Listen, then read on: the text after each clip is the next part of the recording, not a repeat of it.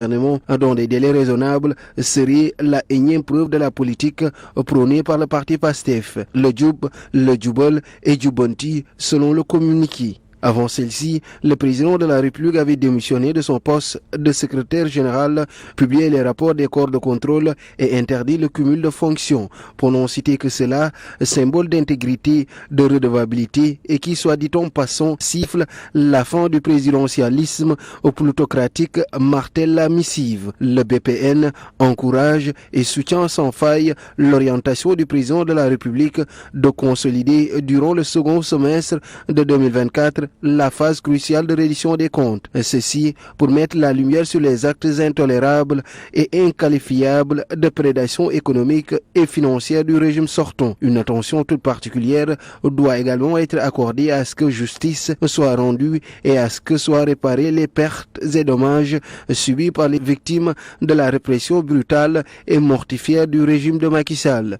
Le Sénégal se transformera et changera pour le meilleur, une promesse réalisable si tous les Sénégalais continuent. La mobilisation citoyenne, c'est la forte demande du BPN, du parti au pouvoir. On connaît donc désormais le patrimoine du chef de l'État, la déclaration écrite de ce dernier déposée auprès du Conseil constitutionnel conformément à l'article 37 de la Constitution qui a donc été publié hier dans le journal officiel. En gros, Charline, le président de la République détient une maison à Mermoz, 3 terrains dont un agricole de 4 hectares, 3 comptes bancaires, mais aussi à des dettes. En espèces, le patrimoine du chef de l'État, ses dettes y comprises, est évalué à une somme de près de 300 millions de francs CFA.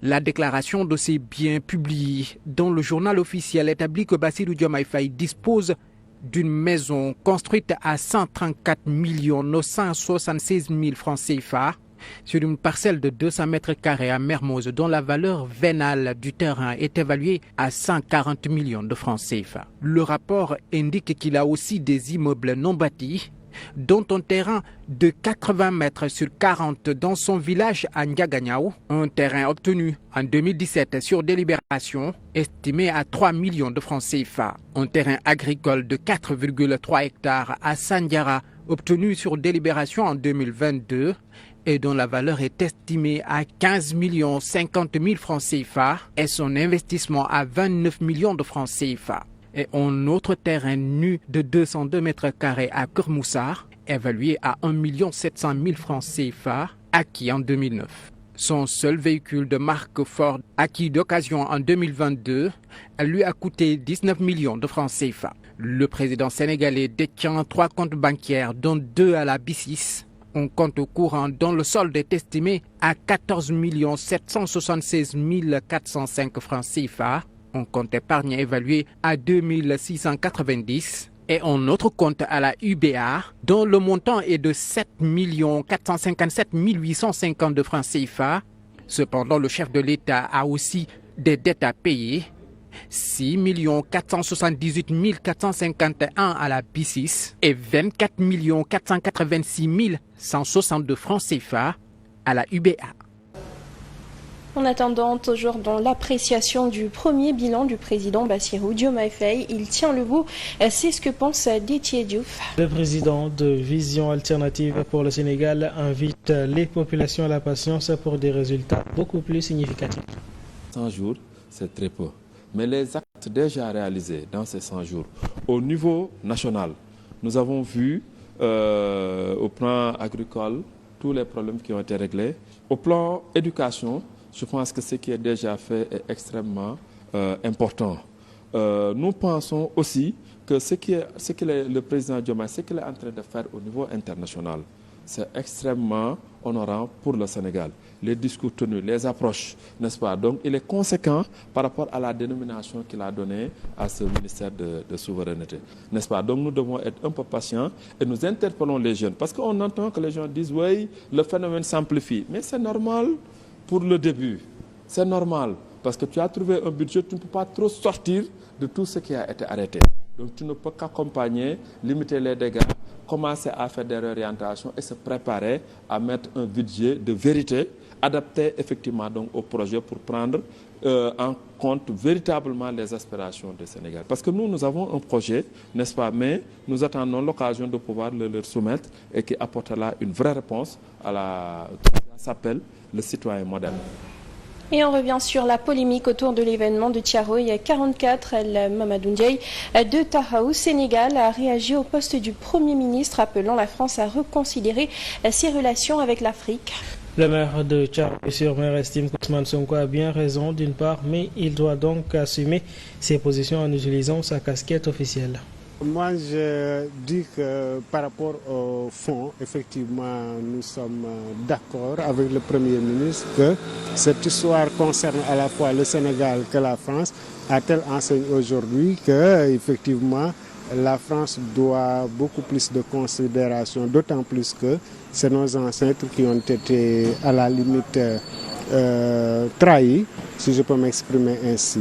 Mais l'autre chose également, c'est de dire que le Premier ministre Ousmane Sonko doit comprendre qu'il a tous les leviers pour pouvoir parler avec les canaux officiels avec la France. Je pense que c'est effectivement ce qui a amené les gens à se dire qu'on ne pouvait pas accepter que le président de la République soit en même temps président de parti. Aujourd'hui, quand Ousmane Sonko parle, les gens voient au-delà de son statut de président d'un parti, c'est le Premier ministre. Et surtout sur une question qui concerne l'État du Sénégal, quand Ousmane Sonko parle, moi je ne vois pas le président de Pastef, je vois le Premier ministre et nous devons davantage faire attention par rapport à cela. Parce qu'un Premier ministre ne doit pas s'exprimer de la sorte.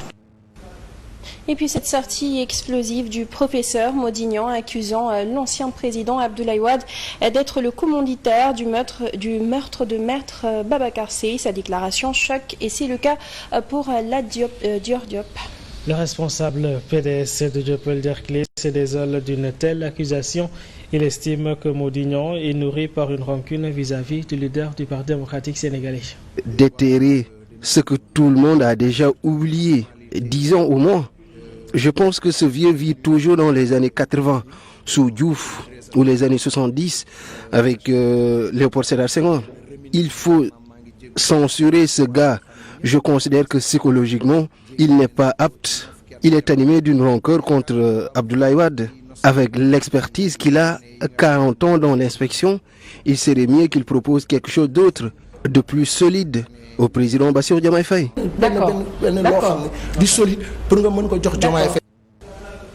Pendant ce temps, le parti politique Ligue démocratique dénonce les arrestations d'opposants notées au Sénégal ces derniers jours. Selon le secrétaire général du parti Nicolas Ndiaye, le parti au pouvoir est en train de payer les pots cassés. Contre les outrances, je suis contre les insultes, mais c'est un retour de manivelle, tout simplement. Avec l'apparition du PASTEF sur la scène nationale, au cours de ces 10 ans, on a entendu énormément d'insultes. Insultes au niveau des réseaux sociaux, insultes au niveau des médias, de telle sorte que les outrances, les insultes sont devenues monnaie courante. En fait, comme on dit en Wolof, suñ la fayé sa bor nga mer, ça veut dire que li nga leble won mo baxul. En réalité, c'est ça. C'est-à-dire que aujourd'hui, c'est des insultes à tout va. Et insulter, c'est manquer d'arguments, à mon avis. Ce qu'il faut, c'est tout simplement que les gens, les uns et les autres, se surveillent. Mais arrêter les gens, ça n'a pas de sens. Emprisonner quelqu'un, c'est extrêmement grave. Sur un autre registre à présent, renforcer la sécurité sur les routes. Le combat est aussi désormais celui des directeurs d'auto-école après les vagues d'accidents de la circulation. Ils se sont à cet effet organisés en un syndicat national. Portée ainsi par des acteurs très engagés de différentes régions, cette initiative vise par ailleurs à défendre et promouvoir les intérêts des auto-écoles et améliorer la qualité de la formation. Qui est là, depuis promulgué et diffusé au niveau du journal officiel. Mais ça n'a pas été appliqué, il n'y a pas de décret d'application. Si vous voyez par exemple, on nous parle chaque fois d'accidents par rapport à la formation et autres là. Et on continue à mettre par exemple des particuliers, ce qu'on appelle particuliers, des gens qui se présentent à l'examen sans pour autant passer par l'auto-école. Alors que le code de la route, par son article 17, nous dit clairement que pour se présenter à l'examen, il faut que le candidat passe par d'abord une formation à l'auto-école. D'abord là, c'est un point majeur parce que les accidents actuellement, jusqu'à hier, on en parlait, le ministre en parlait aussi, ce qui fait qu'on va, de ce point, discuter de ces situations. Il y a aussi le problème de la formation, c'est au niveau du code. Mais depuis 2022, on est au niveau statique. Et là, ce qu'on va faire, on va un peu anticiper par rapport à l'État pour faire notre formation en interne, en attendant maintenant que ça se développe. Et on reste sur les routes. Nouveau plan de circulation sur le corridor du bus rapide transit. Les mesures du préfet de Dakar, pas du tout respectées. Hier lundi, les conducteurs de pousse-pousse ont continué d'emprunter la voie. Les concernés disent donc ne pas être au courant de ces mesures et les autorités à les revoir car elles risquent ainsi d'impacter négativement leur activité. Djenaba Oumarsa au reportage. Nous sommes en face de la grande mosquée de Dakar, sur le circuit du bus rapide transit. Ici, la mesure du préfet de Dakar interdisant la circulation des chariots, communément appelés pousse-pousse, n'est pas respectée. Leurs propriétaires vaquent tranquillement à leurs occupations et parfois, c'est la course avec le berté ou les piétons pour traverser. Ils disent ignorer la nouvelle mesure. Nous ne sommes pas au courant de la nouvelle mesure. Nous sommes là chaque jour que Dieu fait. Personne n'est venu pour nous mettre au courant. Nous travaillons tranquillement. Selon eux, cette décision est à revoir car elle risque d'impacter négativement leur activité. S'ils nous empêchent de passer par ici, nous sommes obligés de faire un grand détour, parfois même jusqu'au rond-point pompier pour revenir à la RTS. C'est difficile. Parmi les mesures du préfet de Dakar, la modification de certaines rues de la capitale, devenant ainsi un sens unique. Parmi ces rues, l'avenue Président Macky Sall, ex-Faidherbe, et la rue Escarfi.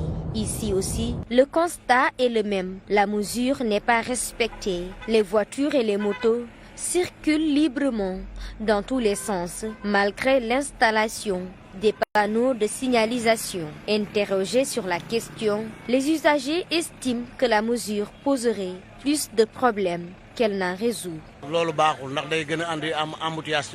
La mesure est tout sauf bonne parce que ça risque d'augmenter les embouteillages. Il ne faut pas favoriser le BRT au détriment des autres véhicules. Il faut essayer de prendre des mesures qui arrangent tout le monde.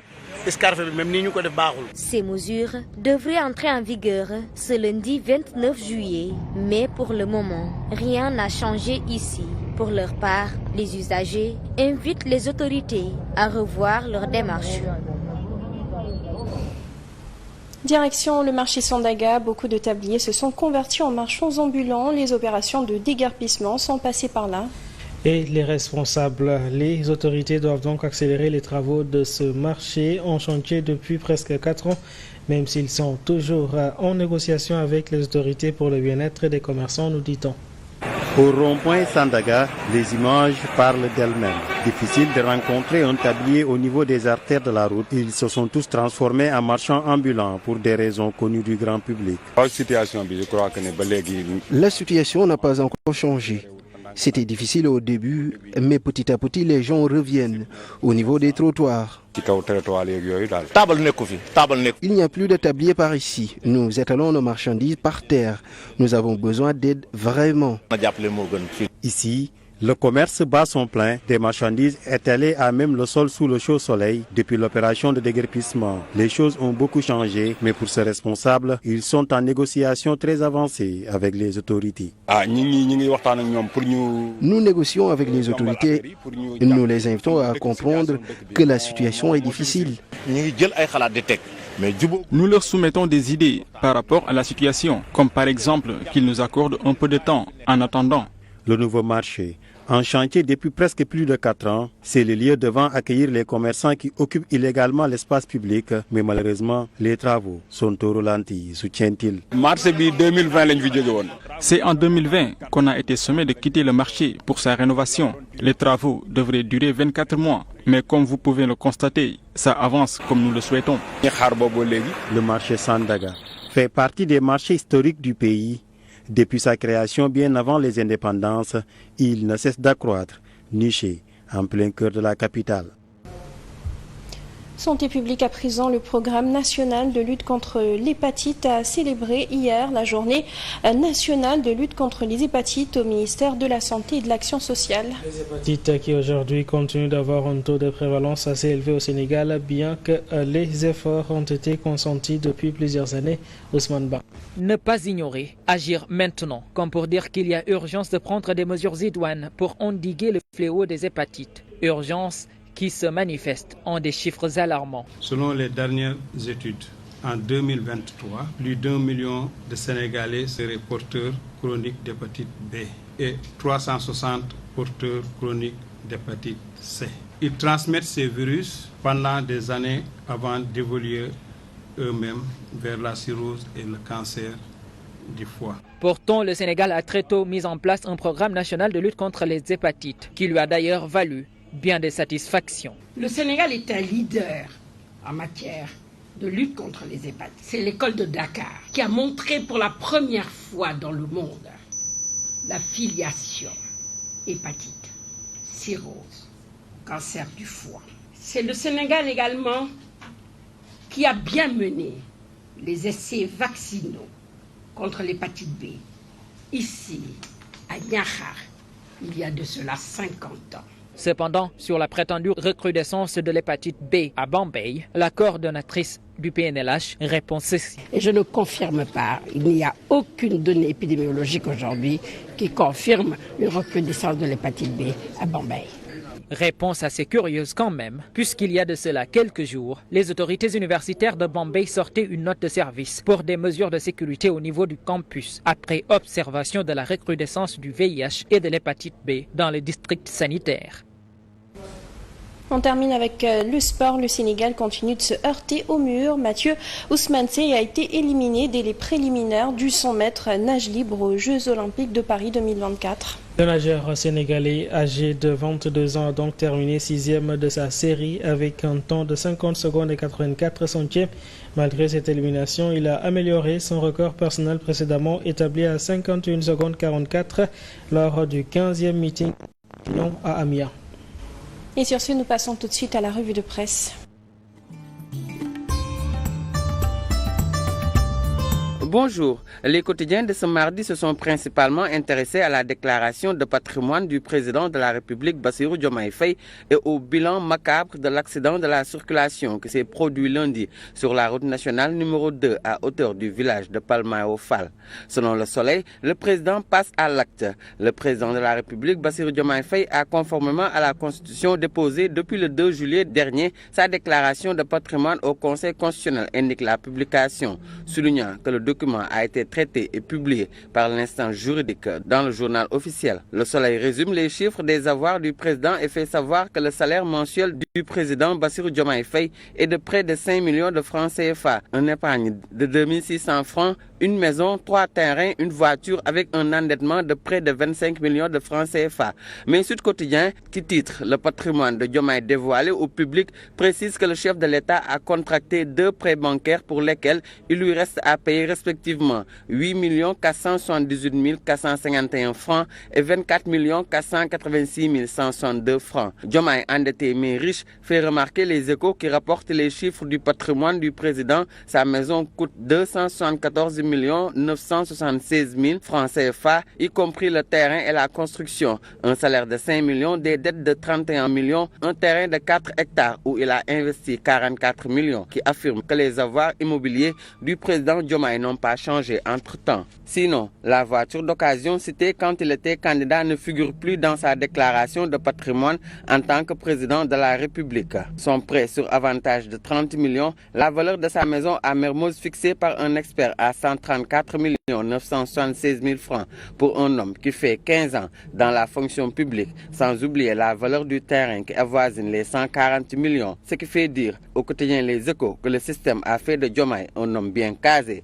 Diomaye, un patrimoine et des questions que soulève l'Observateur. Le journal révèle des zones d'ombre dans la déclaration de patrimoine du chef de l'État. Le seul flou ou détail omis, selon l'Observateur, c'est la précision sur l'origine des fonds mobilisés pour les constructions de sa maison bâtie sur la parcelle de 200 m² à Mermoz. Pour ces immeubles non bâtis, le président Diomaye Faye informe qu'il a acquis en 2017 une délibération, un terrain de 80 m² sur 40 à Niaganyao d'une valeur de 3 millions, sans mentionner, selon l'Observateur, dans sa déclaration de patrimoine, les conditions d'attribution du dit terrain.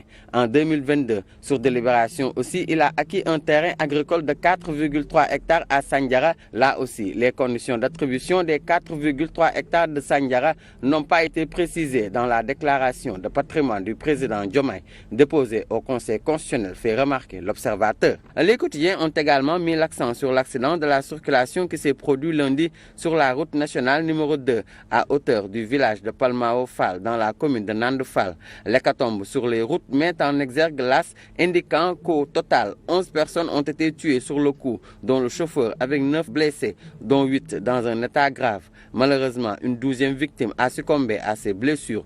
12 morts et 8 blessés dans une collision entre un camion et un minibus à Palmeo, affiche à sa une Vox Populi. Le journal explique que c'est un dépassement défectueux qui est à l'origine de cet accident. Le camion a tenté de doubler 2 voitures. Malheureusement, le minibus était en face. La routine, s'exclame Busby, faisant allusion au nombre élevé d'accidents meurtriers de la route qui se répètent. Et le journal rapporte que le ministre des Transports, Malick Ndiaye, qui s'est rendu sur les lieux du drame, promet d'être beaucoup plus dur dans les sanctions. Au Sud Quotidien, titre sur le concours général. Au rendez-vous des cracks s'exprime le journal qui nous informe que l'école sénégalaise honore ses cracks ce mardi 30 juillet. 100 candidats se partagent 64 prix et 48 cécites, soit 112 distinctions, dont les 84,82% sont remportées par l'enseignement public qui domine le privé. Une première pour le nouveau chef de l'État, Bassirou Diomaye Faye, appelé à faire face au grand théâtre d'Undiaï Coumba Rose, à l'élite de l'école sénégalaise. C'est tout pour cette revue de presse du jour. Très bonne lecture.